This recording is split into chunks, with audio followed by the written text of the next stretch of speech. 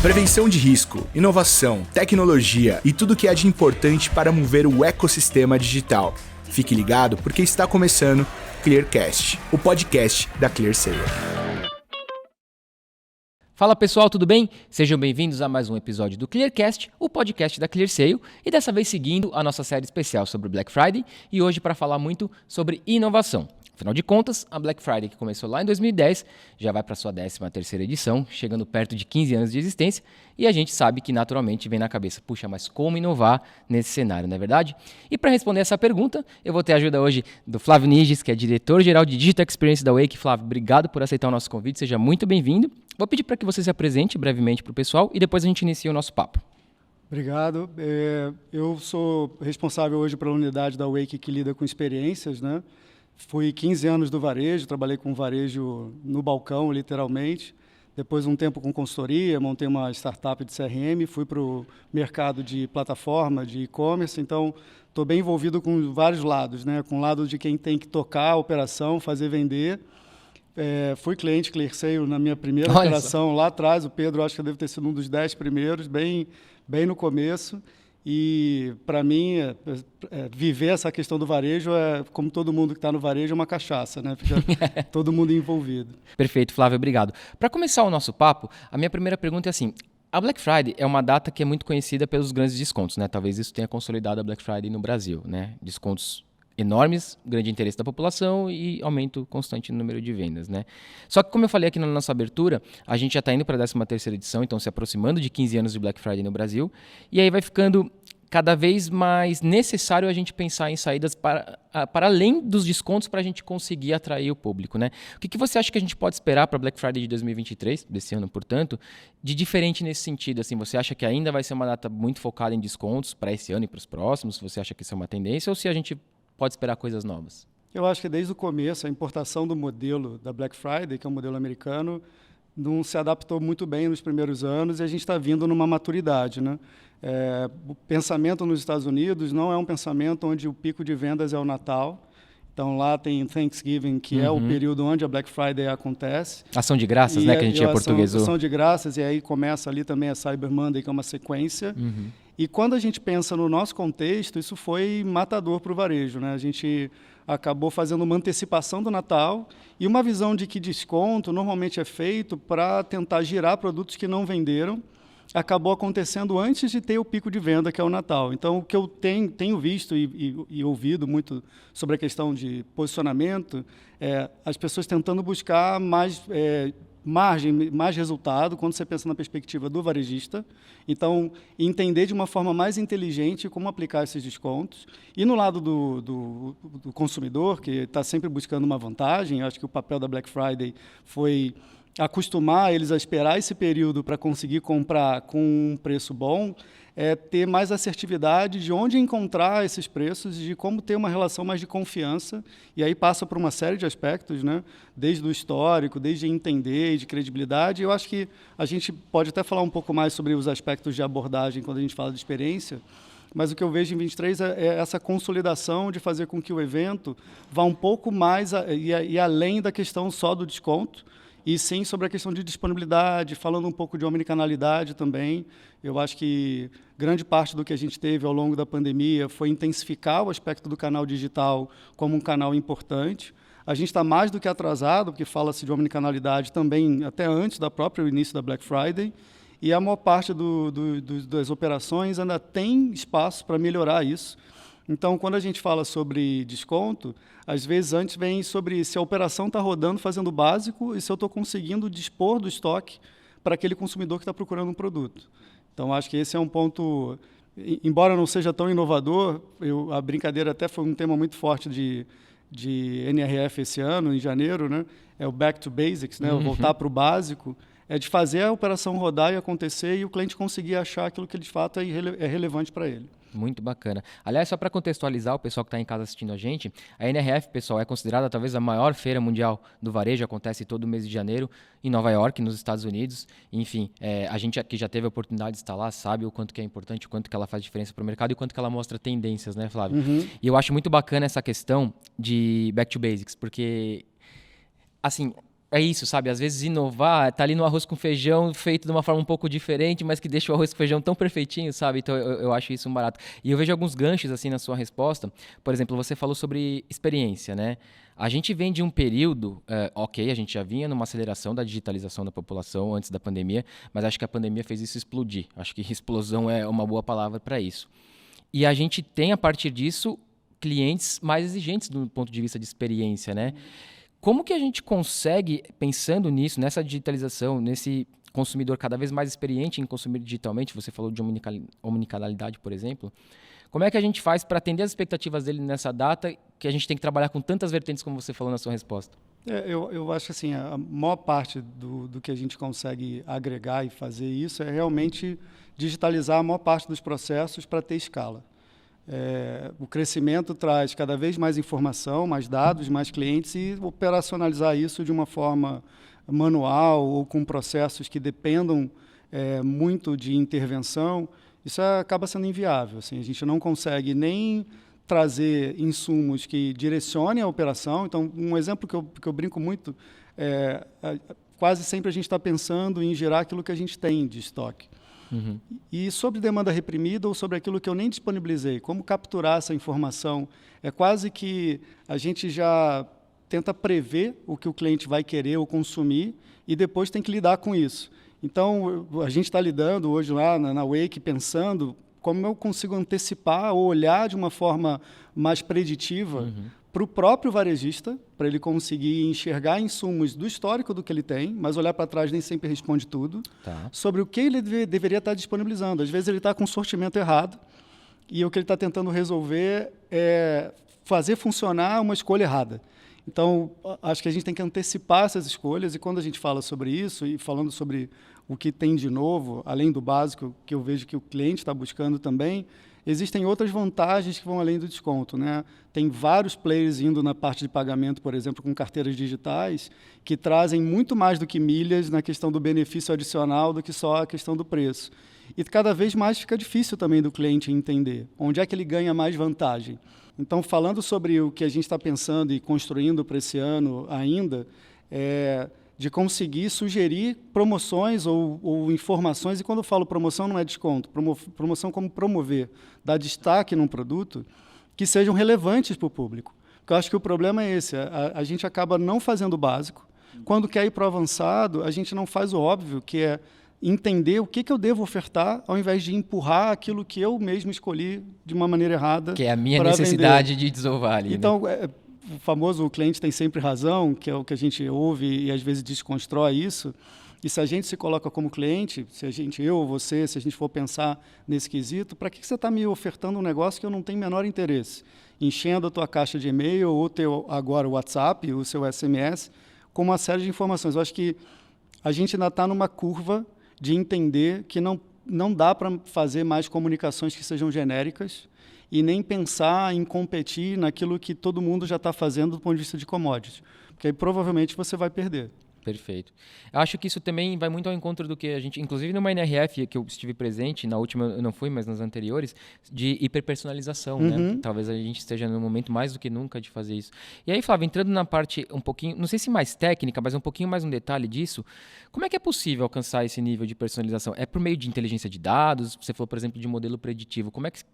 Claro, você não precisa entrar no detalhe, mas como que é possível fazer isso? Tirando o que a gente mesmo está construindo, assim, e eu falando um pouco de novo do meu contexto, eu fui varejista há muito tempo e a dor de ter que construir isso era uma dor onde eu não tinha uma solução e eu tinha que catar vários processos e quase que criar uma rotina.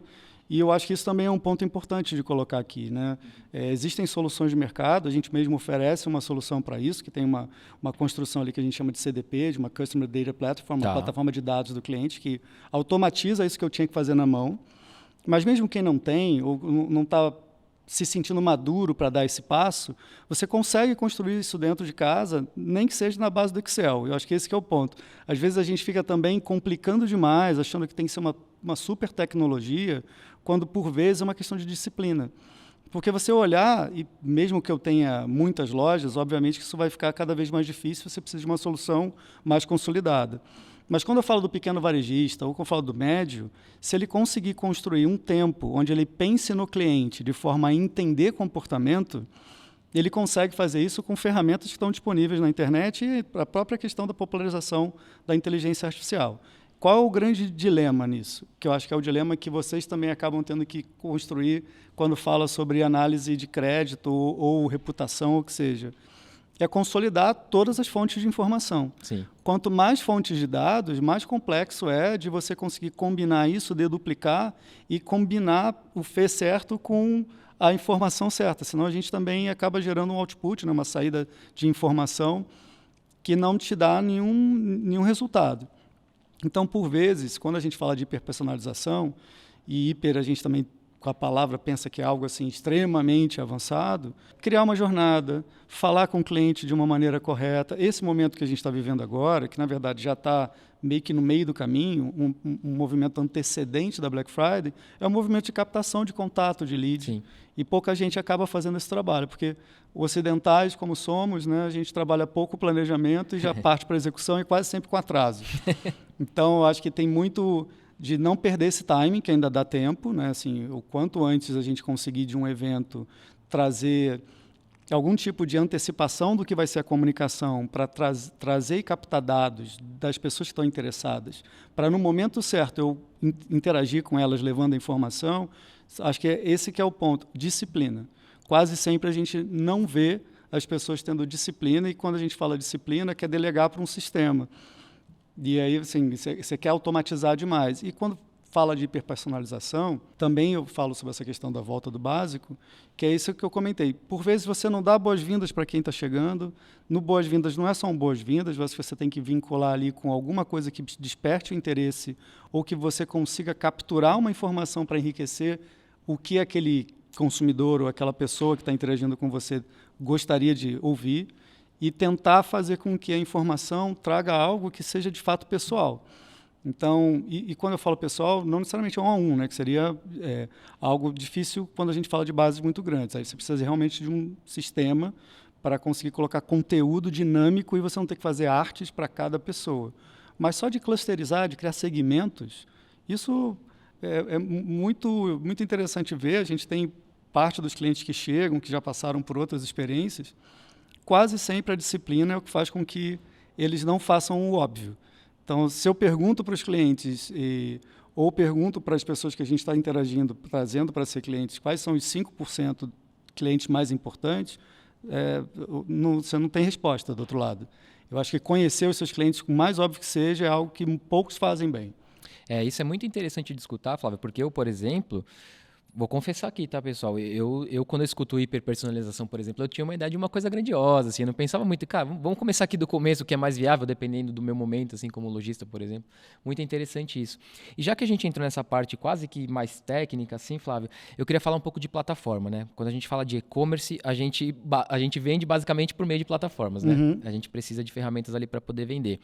Para Black Friday desse ano especificamente, o que você pode compartilhar com a gente, seja de dicas, né, de orientações, enfim, o que vocês, inclusive, imagino que na Wake vocês pensem nisso o tempo todo, né? Como é que a plataforma pode ajudar o lojista no momento, por exemplo, com a Black Friday, que é de uma volumetria muito maior? Eu cuido da parte de experiências, onde a gente tem também uma demanda de disponibilidade, de capacidade de processamento para disparar as mensagens, né? Uhum. As experiências, eu digo, são os canais onde eu vou interagir com o cliente. Sim, perfeito. A gente tem a parte de Wake Commerce, que é a plataforma de e-commerce, onde então, o nível de disponibilidade, inclusive porque ela depende de parceiros, né? Toda a parte de análise de crédito, pagamento, fulfillment e por aí vai. E aí, quando eu falo também sobre essa questão de dica, primeiro, nesse momento, pouca coisa você vai conseguir mudar ou migrar para uma melhor opção. É ter escolhido uma plataforma onde você tem a segurança de que você vai ter ela escalável de maneira automática, né? Quando a gente fala escalável, às vezes a gente pensa, o meu volume não é tão relevante assim de venda. Mas, por vezes, estando numa plataforma, isso é um ambiente compartilhado. E você vai ter uma interdependência com todo mundo que está espetado ali ou é cliente daquele mesmo fornecedor. Então, acho que questionar, e de uma forma bem de parceria mesmo, e obviamente como cliente cobrar, para que a gente tenha a segurança de que boas práticas vão ser preparadas para que a gente aguente o tranco de um evento que é pico, né? E também um ponto interessante da parte técnica, quando a gente fala da autoescalável, tudo tem limite. Porque quando você fala, por exemplo, da Black Friday dos primeiros anos, isso começou a acabar uns 4, 5 anos atrás, você tinha a virada de chave meia-noite, né? Isso já não acontece tanto. É verdade. Então, você tinha aquela coisa de, quase como o modelo de Black Friday americano, de abrir o portão da loja e entrar aquele volume absurdo, as pessoas atropelando. E no digital também acontece esse atropelo, né? Porque, por mais que as máquinas sejam escaláveis, ela tem tempos, e quando a gente fala de segundos ou minutos, isso pode representar uma quebra de experiência. Então, o primeiro ponto é você ter escolhido alguém que garante para você resiliência e disponibilidade. E o outro, que é o seu lado do varejista que você pode preparar, é evitar mudanças muito bruscas de informação. Então, o seu catálogo de produto ele precisa estar indexado ou preparado com antecedência. O que você vai ter que mudar naquele momento da Black Friday provavelmente vai ser preço, e a própria disponibilidade é algo dinâmico, porque vai ter a ver com a saída de produto ou reposição de estoque. Porque, às vezes, as pessoas também, mais uma vez a questão da falta de planejamento, acabam mudando a estratégia, tentando se adaptar olhando a concorrência, e aí pensar em planos B, C, D, e eles já estarem pré-preparados. Porque quando a gente fala sobre catálogo, por exemplo, pensar num sortimento de produtos que eu quero fazer uma campanha ou ofertar, se ele tiver uma demanda muito grande antes de chegar naquele momento em que você queria aumentar a velocidade, você não vai ter estoque e não adianta manter o compromisso de uma campanha quando você vai vender algo que acabou. Então, também tem uma coisa boba que as pessoas acabam idealizando uma ideia de falar de um tema e quando você vê, por bem, né, por vezes por bem, mas também pode ser por mal, um problema de entrega, não chegar ao produto, você não tem uma opção para colocar de pé. E esse é um momento onde você não tem chance de errar, né? Porque é aquele momento onde está todo mundo vendo, você tem o tráfego na mão, as pessoas estão lá, esperando aparecer alguma coisa, e se você não tem opção, não tem variedade, isso serve para todo mundo, pequeno ou grande. Então, também, mais uma vez, é pensar agora o que aconteceria se desse muito certo a venda, o que é ótimo, que acaba dando errado de eu não conseguir fazer aquele tema, aquela campanha no momento que eu imaginava. Ou o que aconteceria, o que eu faria se desse errado a questão do meu plano de reposição com o meu fornecedor, porque está todo mundo pedindo.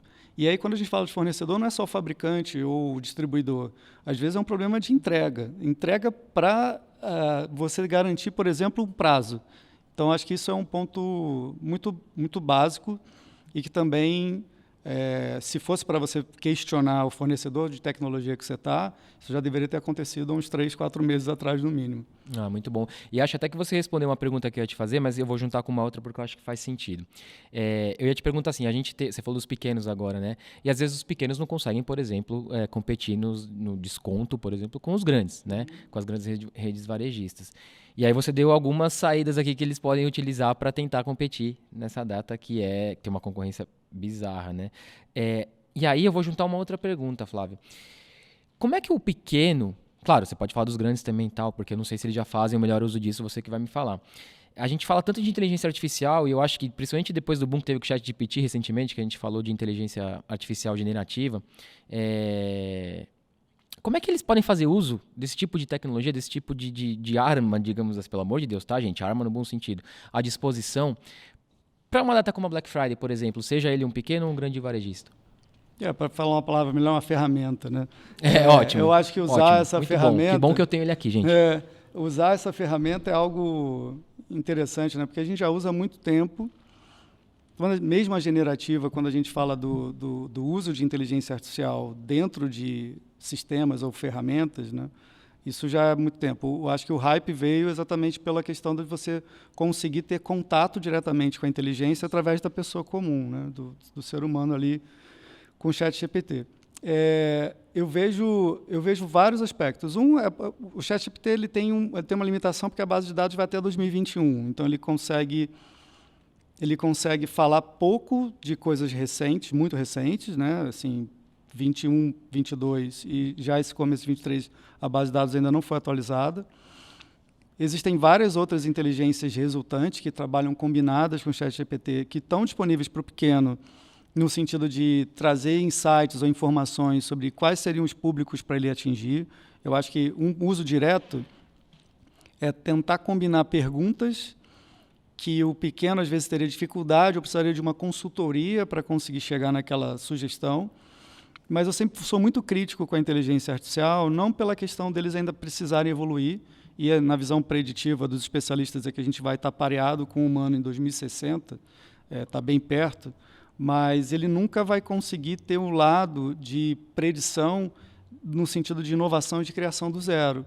Ele é um estatístico, né? Ele trabalha baseado no comportamento que aconteceu. Então, se você fizer uma pergunta, se você fizer mesmo um prompt muito bem feito no ChatGPT, ele vai te dar esse disclaimer dizendo que ele não consegue prever o futuro de uma forma tão assertiva. Existem inteligências, existem algoritmos que são feitos para isso, né? A gente usa, inclusive. E eu acho que onde o varejista pode usar é nessa questão dessa hiperpersonalização e do relacional. Porque é onde a gente consegue trabalhar melhor a massa de dados e pensa numa visão do que eu sugiro para o cliente em termos de produto. Como é que eu faço um upsell? É onde eu vejo, óbvio que eu estou totalmente dentro desse contexto de pensar na experiência, mas é onde eu vejo que é mais fácil alguém conseguir aplicar na prática isso. E óbvio que tem vários outros que estão sendo utilizados também. Eu também sou muito reticente na parte do copy, né? Do texto, de melhorar, que eu acho que tem um limite também para isso, né? Se você fala sobre descrição de produto, que é algo que você precisa enriquecer, a inteligência artificial ela vai conseguir combinar outras descrições que existem e trazer. Mas o que você quer trazer de autoral? O que você quer trazer de diferencial? E isso é algo que a gente não pode perder, né? Porque, como você mesmo comentou numa pergunta anterior, o consumidor está cada vez mais exigente. Quando ele começa a perceber que o que ele está vendo é uma informação também commodity, comum a qualquer um, qual é o teu diferencial? E aí o pequeno, que eu respondi em parte a pergunta, mas tem um pedaço do pequeno que eu acho que é legal colocar, que é, por mais que a gente tenha cada vez mais eficiência nos grandes marketplaces ou nas grandes operações de entregas até no mesmo dia, etc., o pequeno, se ele conseguir trazer esse relacional e trazer essa questão de estar próximo do consumidor, porque para o pequeno conseguir ter acesso a alguém, ele já teve um super esforço, né? O CAC dele, o custo de aquisição de consumidor, por vezes ele está competindo com quem está investindo um caminhão de dinheiro e que dilui o custo, né? Se ele já conseguiu atingir esse cara, esse consumidor, essa pessoa, dele amplificar essa relação, porque, como eu disse, uma das questões que estão relacionadas a cada vez mais a escolha de um produto na Black Friday não é só o preço, mas sim essa relação de confiança, de que vai entregar o produto certo, que vai entregar dentro do prazo, que ele vai estar íntegro, que vai gerar aquela experiência. E aí tem uma combinação que o pequeno também pode tirar proveito, porque cada vez mais a gente tem sido menos crítico com a qualidade da produção da mídia ou do conteúdo. Então, o pequeno ele deveria ser o próprio micro-influenciador do público que ele já está atendendo. Isso é um ótimo. Então, acho que essa questão dos influencers também é uma tendência que todo mundo acha que já chegou no ápice, mas ainda tem muito crescimento pela frente cada vez mais, porque é uma visão interrelacional, né? Eu brinco na questão do influencer, que é o que a gente já fazia anteriormente com os nossos amigos, né, ou amigas. Você perguntar uma informação porque a pessoa já consumiu e dizer o que ele acha. Então, acho que o influenciador ele complementa e escala, né, atinge mais gente com esse papel da dica, né, de me dar seu ponto de vista aí sobre qual é a melhor opção de produto ou se esse produto é bom mesmo. E, por vezes, se não for um post pago, ou mesmo num post pago, se o cara tiver a integridade de colocar a realidade, normalmente é um lado onde a pessoa vai falar das restrições do item, vai falar a verdade.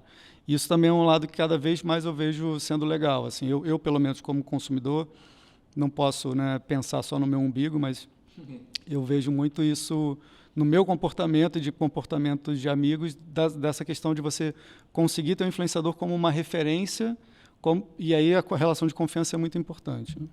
Aliás, eu vou fazer até um testemunho pessoal aqui. Eu, essa semana, estava fazendo isso a respeito de um carro que eu queria saber um pouquinho mais sobre ele, e eu estava vendo um vídeo na internet, uma avaliação, era de um canal que eu sei que o rapaz recebe o carro da montadora, ou seja, tem aí uma certa relação, uma certa proximidade entre eles, mas ainda assim confio muito na opinião dele, porque eu vejo que ele coloca ali realmente o que ele achou, ele vê defeitos, enfim, ele faz isso, me parece, de maneira bastante imparcial e, poxa, você falando, eu lembrei a hora que eu estava vendo esse vídeo, assim, sabe, essa semana, eu achei isso muito bacana. Eu tenho uma relação com carro também nessa, eu já não tenho carro há um bom tempo, mas na vez que eu comprei um carro, eu sempre cito isso, eu já citei em outros lugares, e é uma experiência que quando você pensa no tradicional da concessionária, ela é horrorosa, né? Assim, porque você vai gastar um caminhão de dinheiro e o cara não te dá nenhum abraço, não fala nada, né? Mas pensando na decisão, e quando eu era varejista eu já tinha isso muito claro, né? Eu acho que eu não deixei de ser varejista, a gente nunca deixa de vender alguma coisa, mas o momento em que você compra, eu pelo menos, é o momento que você decide, né? Porque a pessoa pensa no momento de compra, o momento que você está pagando. Pagando é um outro processo. O momento que você decide é o momento onde você está firme daquela escolha e depois você vai correr atrás de conseguir adquirir. E eu comprei esse carro que eu estou falando também dirigindo um carro de um amigo. Então, assim, mais até do que o testemunho, foi literalmente um test drive, né? Aquela coisa do showrooming, de você conseguir fazer isso. Para o pequeno que não tem um ponto de venda é mais difícil. Mas o pequeno que conseguir transcender a dificuldade de trabalhar a omnicanalidade ainda tem esse ponto de experimentar, né? De trazer o seu consumidor para um ambiente onde ele consegue ter certeza do que ele está querendo comprar. Boa, Flávio. E aí isso nos remete totalmente à nossa pergunta, já que é a final, basicamente, que é o pós-Black Friday, né? Como que a gente consegue aproveitar, você falou, por exemplo, do CAC, né? O custo de aquisição de cliente é um custo alto, muitas vezes, principalmente para o pequeno, e não dá para simplesmente ser aquela compra ali da Black Friday e nada além disso, né? A ideia é que seja um cliente que seja fidelizado ali naquele momento, né? Quais são as estratégias aí, de novo, fica à vontade para falar tanto para grandes varejistas quanto pequenos varejistas, para que no pós-Black Friday haja um bom aproveitamento, né? Como é que você acha que está muito ligado à questão da experiência, proximidade, hiperpersonalização, enfim, conexão? O que você acha, qual que é a chave aí para o melhor aproveitamento desse momento? Eu acho que é uma composição de tudo que eu falei. Quando a gente fala de planejar, e a gente fala que seja para o pequeno ou para o grande, eu preciso parar para enxergar, entender o que seriam os próximos passos dessa relação, né? Para cada tipo de produto eu tenho uma oportunidade. Eu tenho produtos onde eu tenho que agregar serviços para sustentar esse produto que eu vendi ou para fazer um upsell. Um exemplo, se eu vendo linha branca e o cliente não comprou naquele momento uma garantia estendida, isso é uma oportunidade em um determinado momento de eu conseguir falar com ele de novo. Eu trabalhava no varejo de moda, uma das coisas que a gente tentava, até para gerar uma proximidade, um entendimento e feedback daquele produto, e quando a gente fala de roupa e vários outros segmentos, a gente está falando de algo que é, entre aspas, supérfluo, né? Se a gente não precisasse andar vestido, não precisava de roupa. Mas elas estão muito relacionadas a partes emocionais, né? Porque a roupa é uma expressão da personalidade, mas ela também está relacionada a momentos. Então, estou dando isso como exemplo, mas acho que a gente tem que extrapolar para cada tipo de produto e segmento, o varejista parar para pensar qual seria esse próximo passo de entender como é que foi a experiência de uso daquele produto e que momentos eu tenho condições de criar um gatilho de contato. Então, no caso de roupa, era para entender como é que foi o uso, se foi numa viagem, se foi num evento, se foi num casamento, num aniversário, o que seja, para tentar entender se aquilo ali fez parte de um momento legal e como é que eu encaixo isso com outras oportunidades, né? Porque, de novo, se eu vendi algo de verão, depois eu tenho inverno. E é sempre uma questão de ciclo. Se eu vendi, por exemplo, algo relacionado a um bem até de consumo mais rápido, como uma bebida ou comida, o que foi o destino daquilo? Se foi, mais uma vez, um aniversário, uma festa? Então, pensar numa régua. Assim, o que a gente faz do ponto de vista de experiência, e eu acho que é onde eu entro mais na retenção, né? Porque quando a gente fala da plataforma, ela tem que estar preparada para o momento de experimentação, de decisão, de conversão e da entrega efetivamente. Mas eu, quanto experiência, eu fecho esse ciclo, né? Tanto da aquisição quanto da retenção e da retomada, para a pessoa realmente estar ali contigo engajada. Quando a gente fala desse engajamento pós, é muito de conseguir avaliar, conseguir manter esse contato e encaixar com um outro passo. Às vezes o passo é uma repetição. Então, pegando um exemplo de agregadores aí de entrega para comida, por exemplo, assim, todo dia você tem que comer. Então, você já tem uma desculpa para falar com a pessoa. Então, seria enxergar no teu negócio qual é o momento ou qual seria o argumento para você falar de novo e manter esse consumidor engajado. Perfeito, muito bom. Flávio, a gente poderia ficar aqui falando, mas infelizmente a gente tem que encerrar porque a gente tem o nosso tempo, a gente tem que respeitar. Quero agradecer demais a sua presença. Obrigado de novo por aceitar o nosso convite. Foi um prazer ter você aqui. Se quiser deixar um recado, se despedir para o pessoal, fica à vontade. Mas enfim, foi um prazer enorme. Obrigado. Não, obrigado a vocês. Assim, eu acho que recado, além de todos os que eu já coloquei, e aí só reforçando o que eu falei de início, pensar no básico e fazer ele de uma forma muito bem estruturada, não errar no básico. E os avançados, eles variam muito da maturidade e da capacidade que você tem. Também não adianta você se comprometer com algo avançado que você não vai sustentar. E tirar proveito do que existe de ferramenta de mercado. Eu acho que muitas vezes as pessoas ficam com receio do investimento, e aí, quando eu falo investimento, eu já mudo o nome, né, do custo para investimento, porque eu acho que aí está um ponto principal. Quando a gente não enxerga o que é o retorno, a gente tem receio. Então, se eu disser para você que custa 1 milhão, qualquer coisa, você vai achar caro. Mas se eu disser que traz 10 bilhões, exato, você vai arrumar esse 1 milhão em algum lugar. lugar. Então, acho que a principal mensagem é um pouco essa, que está dentro do plano, né? Está, de novo, na fase de planejamento. Eu não posso fazer uma escolha que eu não sei qual é o resultado. Eu não posso fazer uma campanha se eu não sei o que eu quero atingir ou qual o desejo que eu quero despertar no cliente, né? E aí a experiência tem que combinar com o que eu despertei de desejo. Falando de novo do carro, você vê um anúncio incrível do carro num contexto de uma estrada linda. Quando você vai na concessionária, acaba o sonho por completo. Então, despertar desejo, às vezes a galera é muito boa. Entregar o sonho o mel da padaria. É bem complicado. Boa, Flávio. Pessoal, claro, obrigado a vocês também que acompanharam a gente aqui até o final. Eu sempre lembro vocês, se vocês têm alguma dúvida, sugestão, comentário, crítica, enfim, é só mandar um e-mail pra gente no comunicação@clear.sale, sem o cedilha e sem o acento, comunicacal@clear.sale, e a gente responde prontamente, tá bom? Não deixem de acompanhar também o restante da nossa série sobre Black Friday, tá? Vai estar tudo disponível aí para vocês, vai ser um prazer ter vocês com a gente, tá bom? Muito obrigado e até a próxima, pessoal. Clearcast, o podcast da ClearSale.